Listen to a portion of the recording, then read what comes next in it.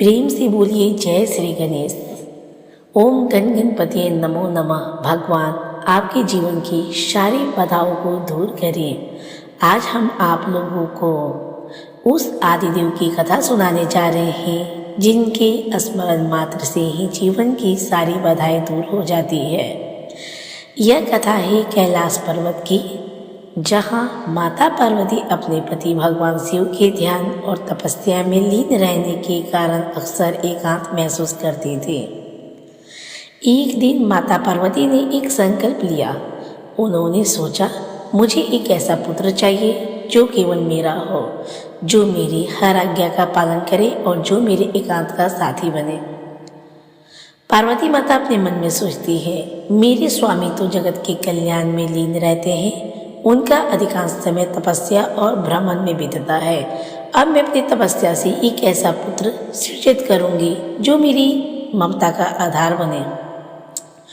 और फिर अपने संकल्प को सिद्ध करने के लिए उन्होंने अपने शरीर पर लगे उपटन और मैल को एकत्रित किया।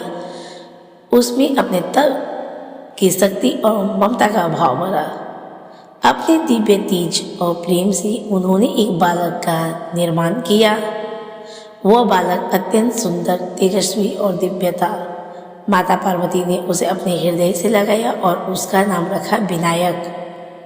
माता पार्वती ने विनायक को अपने कक्ष के द्वार पर खड़ा किया और प्रेम से आज्ञा दी, मेरे प्यारे पुत्र सुनो, मैं स्नान के लिए जा रही हूँ। जब तक मैं ना कहूँ तब तक तुम किसी को भी भीतर प्रवेश नहीं करने देना। तुम ही मेरी द्वारपाल हो।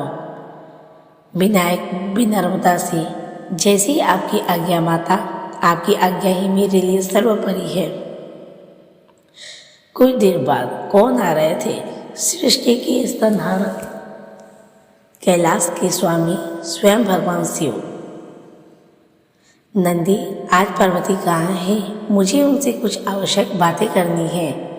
नंदी हाथ जोड़कर, प्रभु, माता तो भीतर स्नान के लिए गई है। जैसे ही भगवान शिव ने भीतर जाने का प्रयास किया तो सामने खड़े थे नन्हे विनायक। विनायक, क्षमा करे महात्मन, मेरी माता की आज्ञा है कि उनकी अनुमति के बिना कोई भी भीतर प्रवेश नहीं कर सकता है। शिव भगवान हल्के आश्चर्य में थे। बालक, तुम कौन हो? यह मेरा निवास है और मैं ही तुम्हारा पिता हूँ, मुझे भीतर जाने दो। तब भगवान गणेश ने कहा, नहीं, मैं नहीं जानता आप कौन है। मैं केवल अपनी माता की आज्ञा जानता हूँ, आपको प्रवेश की अनुमति नहीं है। यह सुनकर शिव क्रोधित हो उठे। ये कैसा बालक है जो उन्हें उनके ही घर में रोक रहा है? शिव, अरे मूर्ख, क्या तुम नहीं जानते? तुम किसे रोक रहे हो? यह हट छोड़ दो। तब विनायक ने कहा, मैं अपनी माता के प्रति अपने कर्तव्य से विचलित नहीं हो सकता। जब बात ना बनी तो भगवान शिव ने अपने गणों और देवताओं को उस बालक को रास्ते से हटाने का आदेश दिया, परंतु बालक विनायक ने अपनी अद्भुत शक्ति और शौर्य से सभी को परास्त कर दिया। अंत में बात महादेव तक पहुंची। क्रोध में आए भगवान शिव ने, यह ना जानते हुए कि यह कौन है, अपने त्रिशूल से उस बालक का सिर धड़ से अलग कर दिया। चारों तरफ हाहाकार मच गया।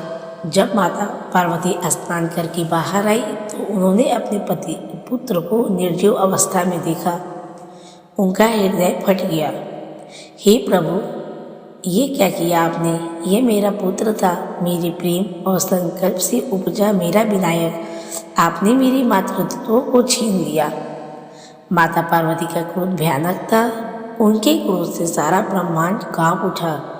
उन्होंने संकल्प लिया, या तो उनके पुत्र को जीवित किया जाए या वे प्रलय ला देंगे। शिव ने पश्चाताप किया और देवी से कहा, मुझे माफ करें, मैं इस सत्य से अनभिज्ञ था। मैं अपने कर्म को प्रायश्चित अवश्य करूँगा। तब भगवान शिव ने सभी देवताओं को आदेश दिया कि वे उत्तर दिशा में जाए और जो भी पहला प्राणी मिले उसका सिर लाकर उस बालक के धड़ से जोड़ दे। देवता तुरंत उत्तर दिशा में गए और सबसे पहले गज का मुख मिला। वे उस गज का मुख लेकर आए और भगवान शिव ने उसे विनायक के धड़ से जोड़ दिया। अपनी दिव्य शक्ति से उन्होंने उसमें प्राणों का संचार किया और इस प्रकार गज का मुख धारण किए हुए एक नई अद्भुत और परम तेजस्वी रूप में श्री गणेश प्रकट हुए। माता पार्वती की ममता लौट गई और शिव का हृदय भी शांत हुआ। तब भगवान शिव ने नवजीवन पाए गणेश को गले लगाया और उन्हें यह वरदान दिया, मेरे प्रिय पुत्र, आज से तुम गणेश कहलाओगे, यानी गणों के ईश। और तुमने मेरे ही मार्ग में विघ्न उत्पन्न किया, इसलिए आज से तुम्हें मेरा यह आशीर्वाद है कि तुम विघ्नहर्ता कहलाओगे। कोई भी मनुष्य, देवता या असुर कोई भी शुभ कार्य आरंभ करेगा, वो सबसे पहले तुम्हारी पूजा करेगी। जो तुम्हारी पूजा के बिना कार्य आरंभ करेगा, उसके मार्ग में सदैव विघ्न आएगा। तुम समस्त देवताओं को हरने वाले और ज्ञान के देवता कहलाओगे। समस्त देवताओं ने एक स्वर में कहा, जय श्री गणेश विघ्नहर्ता भगवान की जय। और इस तरह गणेश जी को प्रथम पूज्य का वरदान मिला और वे कहलाए विघ्नहर्ता। तो प्रिय भक्तों, यह कथा हमें क्या सिखाती है कि माता पिता के प्रति समर्पण गणेश जी ने अपने प्राणों की परवाह न करते हुए माता की आज्ञा का पालन किया। यह हमें सिखाता है कि कर्तव्य और समर्पण का भाव जीवन में सबसे महत्वपूर्ण है। भगवान शिव का क्षणिक क्रोध एक बड़ी भूल का कारण बना। हमें यह शिक्षा मिलती है कि क्रोध में लिया गया निर्णय हमेशा दुखदायी होता है।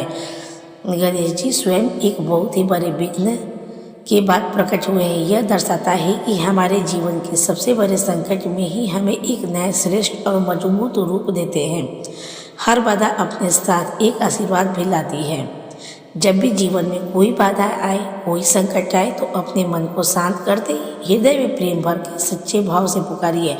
वर्गडुन्माकाय सूर्यकोटि समप्रभं निर्विघ्नं कुरु मे देव सर्वकार्येषु सर्वदा। बस इतना ही कहिए और देखिए आपके विघ्नहर्ता तुरंत आपके मार्ग को प्रस्तुत करके आ जाएंगे। प्रेम से बोले श्री गणेश भगवान की जय। एक बार बोलिए माता पार्वती शिव भगवान की जय। एक बोलिए शिव पार्वती की जय।